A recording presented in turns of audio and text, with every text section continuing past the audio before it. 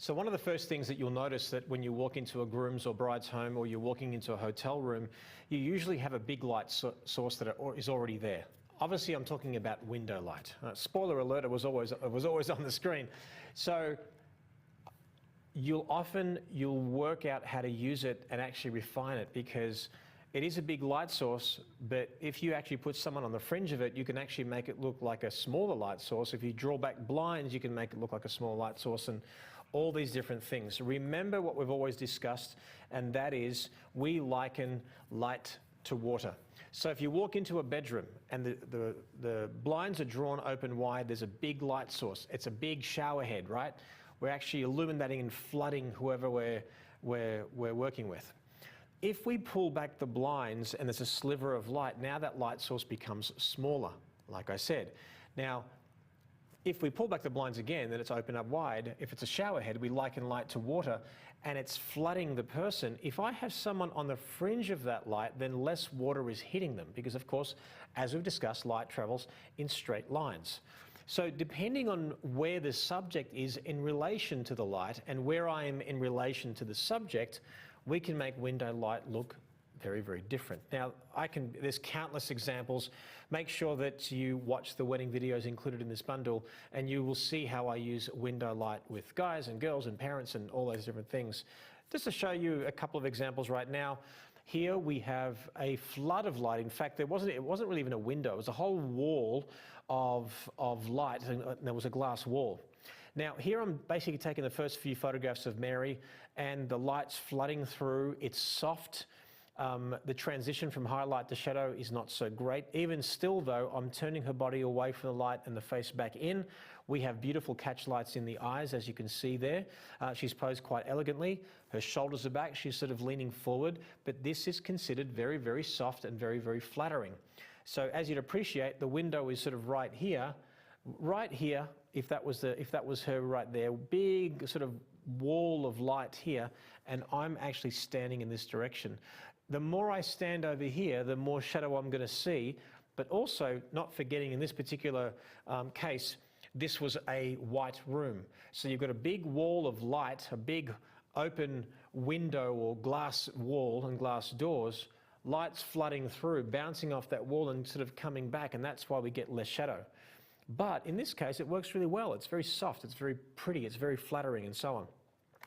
Also very good for mature age skin. This is Mary's grandmother, and here we're shooting her on the broadside. And I believe there's no retouching on this, but it's quite soft, right? It actually works well for her.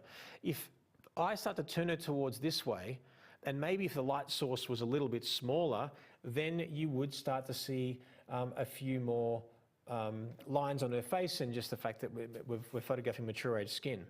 Now, we've mentioned before that the more people that you have, the less options you have with lighting in terms of being so specific, unless you're going to do things afterwards in post-production. So here I am photographing. Here there's that basically glass wall and door over here. So really then the light is flooding this way. By pure angle and perspective, I get that light flooding on the two of them. But if now I'm photographing the bridesmaids, I'm going to put them there on the bedside and now photograph in this direction. So you see how all the light is flooding from the front, and there's not much shadow. There's a little hint of shadow here and here and here, but ultimately you look at the catch lights in the eyes, it's sort of slightly above the middle, but pretty much centered to the eyeball, and that is going to be your best friend when you're photographing with window light, because it's just easier. It's already existing. You don't have to work out the value. But don't forget, where you place the subject in relationship to the window, it will change everything dramatically. The photograph to my left here, where I'm actually sitting in front of, this was photographed with window light. And the one on the right was actually photographed, well, actually it was photographed with a strobe, but that emulated a window light. I just had her on the fringe of it. So if you can see that little tickle of light, you can make window light look small, you can make it look broad and big. That depends on the way you use it. So make sure, like I said, you look at the actual weddings included in this bundle, and you can watch exactly how I work with the window. But it's a great place to start because it's existing, you sort of have no choice. But you do have a choice of where you stand, where you place your subject, and how far you go. In this example, this is not not actually a window, it's a door, but let's liken it to a window. We've simply just opened up that door, or put him close to that window per se. And then all it was I turned his body towards a light source, as we've discussed in previous segments, and then I started his face and his angle of his face by looking at me, and then just kept on turning his face until his eye socket is completely lit. Then if I expose for that highlight on his face, in other words, I want detail in the brightest highlight on his face, then everything's going to go quite darker. I've deliberately placed his profile in that little corner so I give it a little bit of a contrast. And this light spilling here was actually the light coming from that doorway as well. But again, we're considering it sort of window light.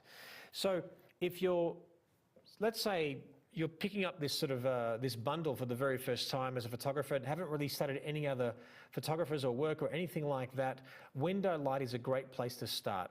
Simply put, place a practice subject right in front of that window and then move all around. Work out what happens when you simply change their angle, your subject's angle, and where you stand and the perspective, and you'll be amazed on how well you can use it. It's somewhat less intimidating because the light's already existing, it's already there.